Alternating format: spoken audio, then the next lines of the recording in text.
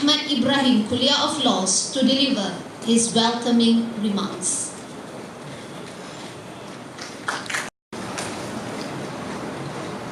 Bismillahirrahmanirrahim. Alhamdulillahi Rabbil Alamin. Assalatu wassalamu ala al-mursalin wa ala alihi wa ashabihi ajma'in. Yang amat berhormat Datuk Seri Juraja Haji Adnan bin Haji Yaakob, Menteri Besar Pahang. Yang berbahagia Tun Abdul Hamid Muhammad, the former Chief Justice of Malaysia. Inshallah he will be with us shortly. Yang Arif Datuk Dr. Haji Naim bin Mokhtar, Judge Syariah Court of Appeal. Yang berbahagia Jumairah binti Marjuki, Timbangan Kanan Pendaftar Mahkamah Persekutuan Malaysia. Yang berbahagia Datuk Haji Zainul Rijal Abu Bakar, Presiden Persatuan Peguam Muslim Malaysia. Profesor Dr. Ni Ahmad Kamal Nik Mahmud, Mr. Arun Kasi, Partner, Tetuan Rosmah Arunan and Associates, distinguished guests, the Pahang Expo members, respected lecturers, students of IIKOL, brothers and sisters, ladies and gentlemen, Assalamualaikum warahmatullahi wabarakatuh, and a very good morning to all of you. First and foremost, I have the pleasure of welcoming our distinguished speakers and all of you to this symposium with the theme Constitutional Oath, Rule of Law, Supreme Policing Role of the Judiciary. Ladies and gentlemen, we are in Malaysia upholding the constitutional supremacy as per Article 4, Clause 1 of the Constitution. The Constitution provides for the three main organs of the government: the executive, the legislature, and the judiciary, pursuant to Articles 39, 44, and 121 of the Constitution, respectively. Article 124 of the Constitution deals with oath of office and allegiance for the judiciary, namely to preserve, protect, and defend the Constitution. The rule of law implies that every person is subject to law, including the lawmakers, law enforcement officers, and judges. It serves as a check against abuse of power.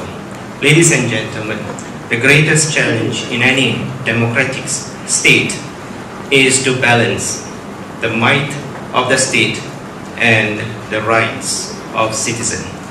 In Malaysia, we implement dual legal system, the Sharia and common law, and we have dual court system, the civil and the Sharia courts, which is sanctioned by Article 121, Clause 1A of the Constitution.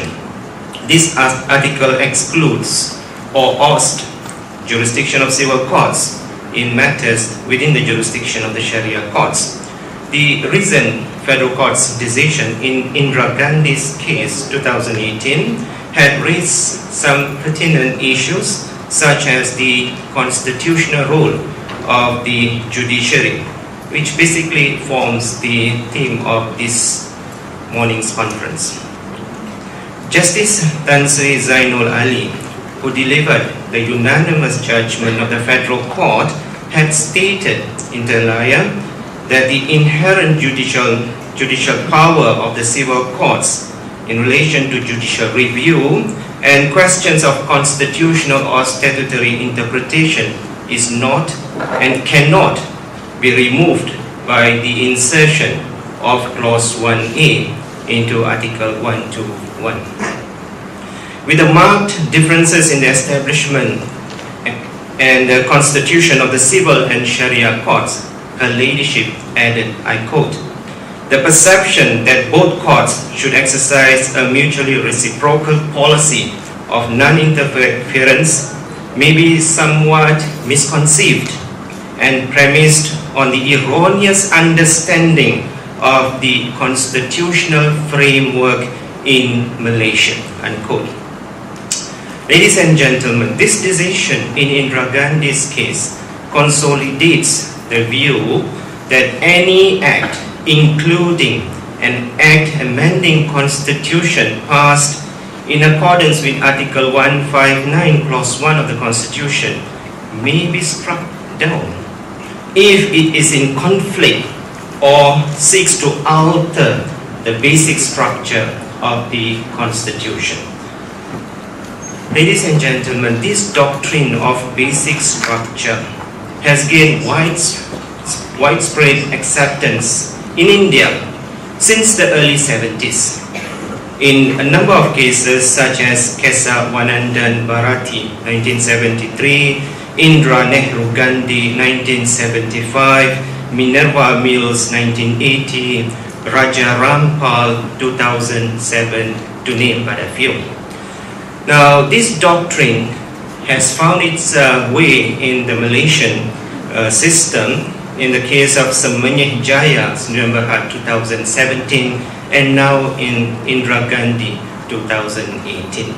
The federal court in Indira Gandhi's case stated that the vesting of judicial power of the federation in the civil courts formed part of the basic structure of the constitution and could not be removed even by constitutional amendment.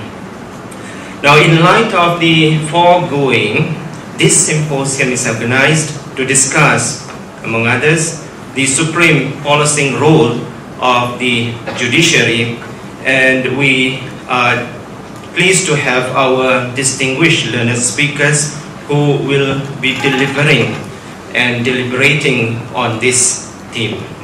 Ladies and gentlemen, before I end, I would like to express my heartfelt appreciation to our distinguished speakers who have taken time off from their busy work schedules to be with us to share their views on the theme of the symposium. To Dr.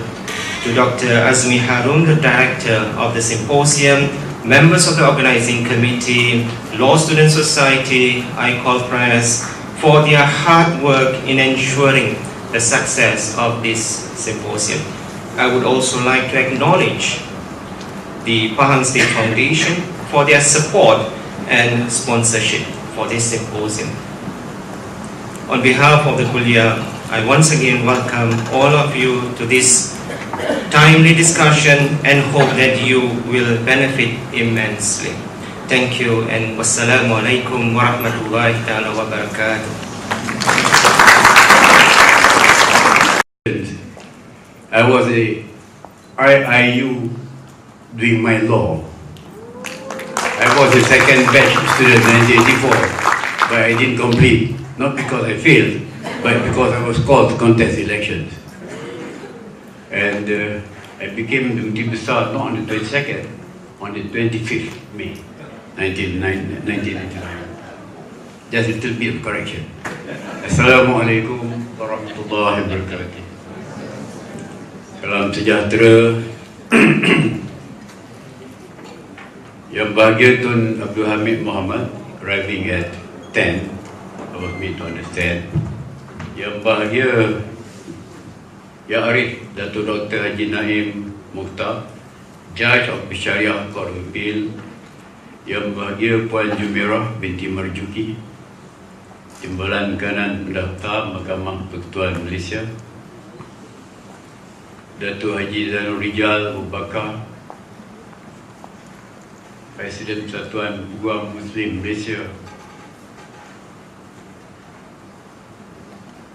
Yang berbahagia Datuk Sri Profesor Azgar Ali, Dean of the Faculty. I should be putting your name on top because you're my teacher too. Yang bahagia Profesor Dr. Nik Ahmad Kamal, Nik Mahmud, Mr. Harun Kasih,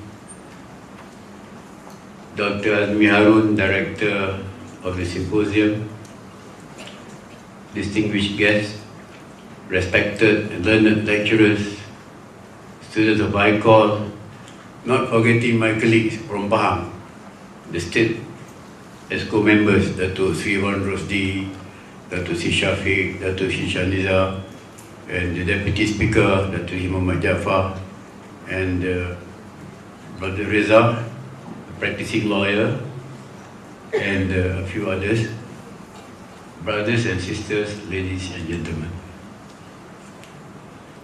I won't take long, you don't have to worry. My speech normally lasts between 5 to 10 minutes, but I can't guarantee you, in view of the very hot topic, controversial topic that's given to us, my speech might take 3 hours. Oh, don't worry, very short one. Alhamdulillah, praise be to Allah subhanahu wa ta'ala, and thanks to the organizers for inviting me, especially the Dean, Professor Dr. Ashgar. I am very glad to be in the midst of good legal brains. If Tun Hamid Muhammad is here, one of the best legal brains, I would say, in the midst of the best legal brains among intellectuals in this discourse. I'm happy I'll be able to meet Tun Hamid and learned professors, academicians, legal practitioners, including Brother Arun, my newfound friend. And not forgetting the students of IIUM. Now, if you look at the title, we have 3 elements there: constitutional oath, rule of law, and supreme policing role of judiciary. To me, the first 2 are not that significant compared to the number 3. That is supreme policing role of judiciary. Now, notwithstanding, I wish to touch a little bit on the constitutional oath and also rule of law before dwelling into supreme policing powers of the judiciary. Now, the constitutional oath, if we have a look, even His Royal Highness, the Yang Di-Pertuan Agong, takes the oath, and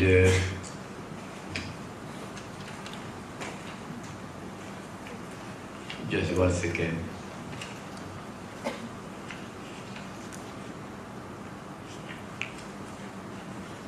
Under Article 124, judges of the Federal Court, Court of Appeal, High Court, take the oath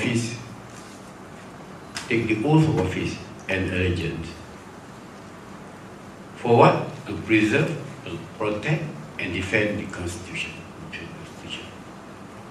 Under Article 43(6), government ministers take oath of office too, in the presence of Yang Di-Pertuan Agong, also to preserve, protect, and defend the Constitution. Members of Parliament take oath of office too, under Article 59(1), also to preserve, protect, and defend the Constitution of Malaysia. Even His Majesty Yang Di-Pertuan Agong take the oath, saying will faithfully perform the duties in the administration of Malaysia according with its laws and Constitution. Meaning to say, those who hold office, even salaried officers, take the oath. And this oath originates from the Constitution of Malaysia. Monarchs are sovereign, Constitution is supreme. We'll go further into that.